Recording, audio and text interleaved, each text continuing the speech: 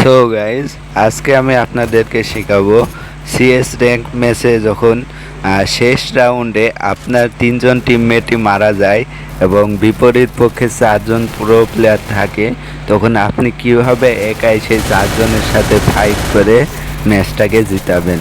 তো চলুন শুরু করি। প্রথমে এখানে এসে অলরেডি মারা গেছে একজন, আসবে এখানে একটু কভার নিয়ে নিই। হ্যাঁ, একজনে আসছে, হেডশট, একজন ডাউন। অলরেডি তিনজন টিমমেট শেষ আর ওদের আছে তিনজন। তো এখানে একটু হিল করার প্রয়োজন, হিল ওইদিকে দুইজন চলে আসছে, রিল্যাক্স থাকতে হবে এবং ওয়ান টেপ। আরেকজন আসতেছে, সুন্দর। হ্যাঁ, ও তো জোনই শেষ। যাই হোক, আরেকজন আসছে, একে একটু স্পেশাল মার্ক দিতে হবে।